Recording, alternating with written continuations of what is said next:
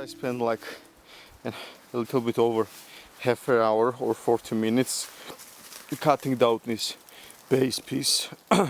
Now I used my back saw, but it was too big and I couldn't go all the way through, so I just went with the back saw till I couldn't go anymore, and from the other side then I cut it with my axe, and that way I have one piece and one more piece to go. So guys, the second piece is also ready. I spent like up to 1 hour for cutting both of it, and at least it is done. Now I have to take it back to my camp and start building the bed.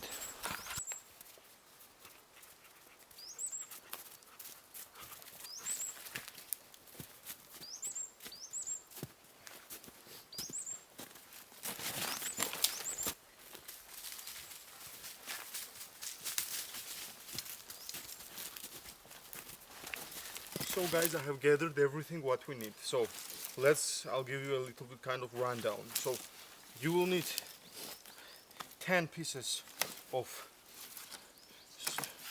flexible long sticks, which will be about a little bit longer than you are, and which have to be not thicker than your thumb on the bottom and not thinner than your pinky at the end, and they have to be flexible. So I have gathered a few hazels and a few beech trees. So that's for our mattress. Now then we need two kind of a little bit over wrist thick pieces, which will go one under your legs and one under your neck, and they have to be in length so that you can fit perfectly on them. Then we need 4 long pieces, which will be the main base part of the bed, which will be a little bit longer than you are, and they have to be a little bit over wrist thick, and they have to be strong enough to handle you. And the two main things for which I spent a little bit over 1 hour harvesting this, 2 big pieces, which will be the base part which goes on the ground of your bed. And you don't have to spend so much time gathering this. This bed can be done in a survival situation also. As you know, if you are off the ground for like 4 inches, then all of the cold from the ground is eliminated, and no heat is wasted from you and going to the ground. So a bed is more important than roof on your top. And sometimes many people just when they are making shelters in a survival situation. I'm not in a survival situation, I'm just building this. I have a lot of time and I'm building this for a long-term kind of shelter. So I'm taking my time harvesting all of this because I am not in a rush. But if you are in a survival situation, it is more important to be insulated from the ground than from the air. because if you are insulated from the ground, a little fire, long fire, will help you to survive the night, even if it's snowing on you or a little bit raining. And then you have to build the roof. That's in survival situation. But now let's get started. So first we will have to put these two big pieces. Then we need to put two long pieces on the top of them. Then we put these two pieces, and then we put the other two pieces on the top of that. So now I will show you that in action. So guys, I don't know how much you see it, but the ground is pretty uneven. The ground is going a little bit this way and also like this. So that is not a problem, because I have gathered all of my long pieces and big pieces from one piece of wood, and therefore some of them are thicker and some of them are thinner, and we will regulate that so that we can make our bed even.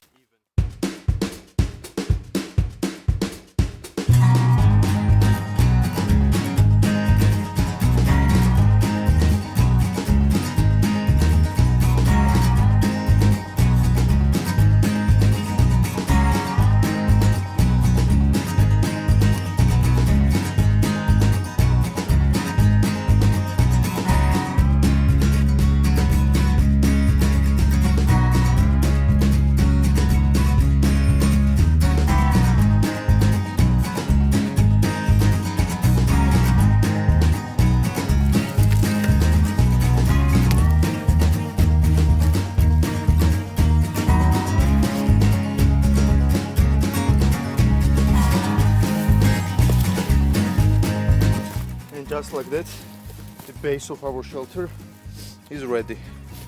Then we need to measure. We need to take any kind of stick and put it next to us, and it should be like this. So now this is the size from my knees to my neck, and now I will put the stick and I will know where to put these two cross pieces.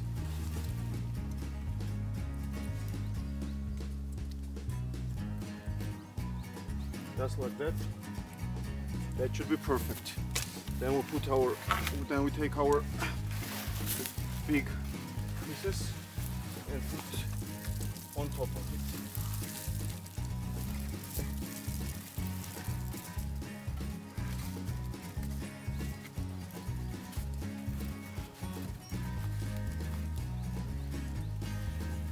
On top of it like this.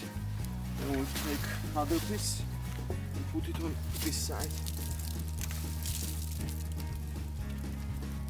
Just like that.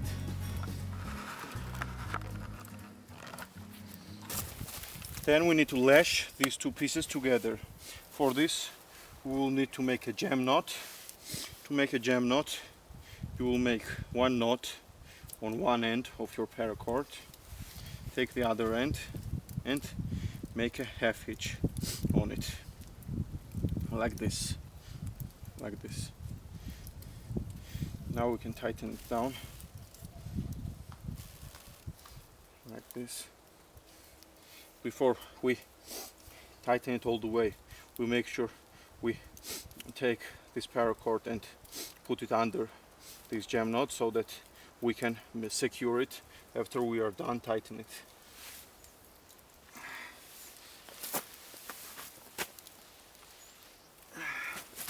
Just like that. Then we'll put this other side and make a half hitch, and we secure it that way.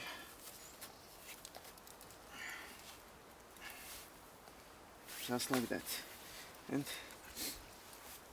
if you want to go ultra secure, you can make one knot on the end of it, so that this way there is no chance of this coming undone or coming loose.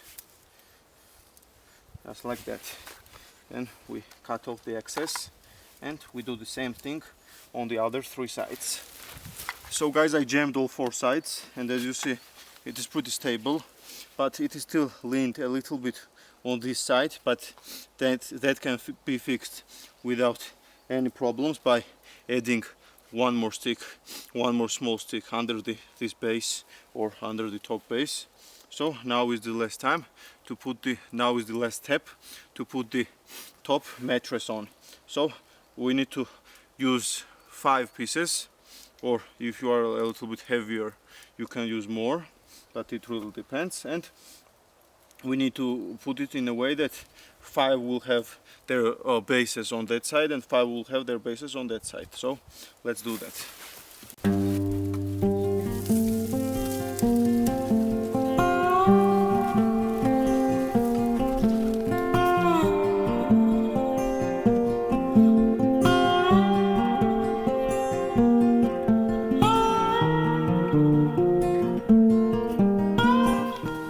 So now the last step is to cover this sticks so that with something so that you don't slip between it and fall down and break the sticks and break the bed.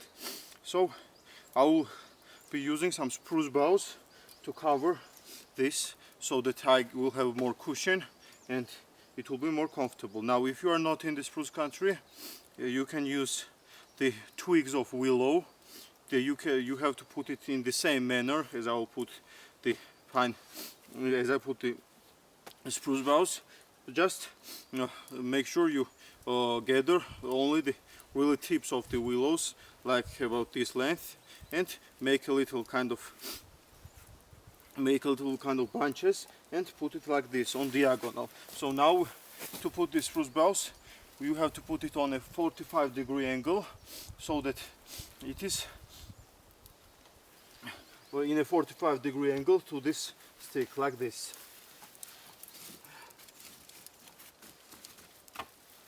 Like this. And then we put the other one on a 45-degree angle from the other side, like this. And then we continue to come down with that manner.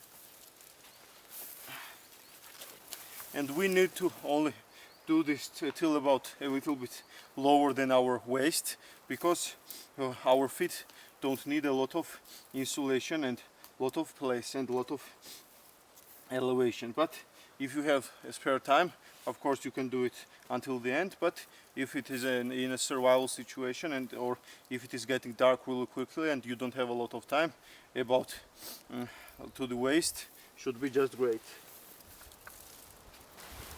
You are killing 3 rabbits with one shot, because with adding this you'll have more insulation, more comfort and more elevation. Make sure to add a lot of in your waist area, because that will be the main part where the most weight will be on the bed. And just like that, for now that should be enough. It may look like a lot, but it is really not a lot, because when we will squish it down it will be about like this. So even if we added more, it would be even better. So now let's give the bed a try.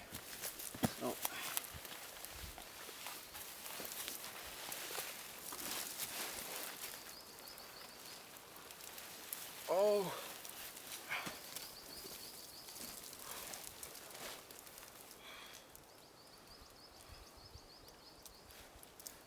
Man, it feels like a home mattress and it feels really comfortable. Man, it is just great, and I'll for sure spend the night here because it feels just great, man. Mors Kochanski is a real genius, and by figuring out how to build such a comfortable bed, he did a really great job. He's an amazing man and we can learn a lot from him.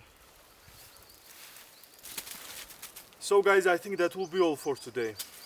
Please give this video a thumbs up if you liked it, and you will help me very much by sharing this on your social media.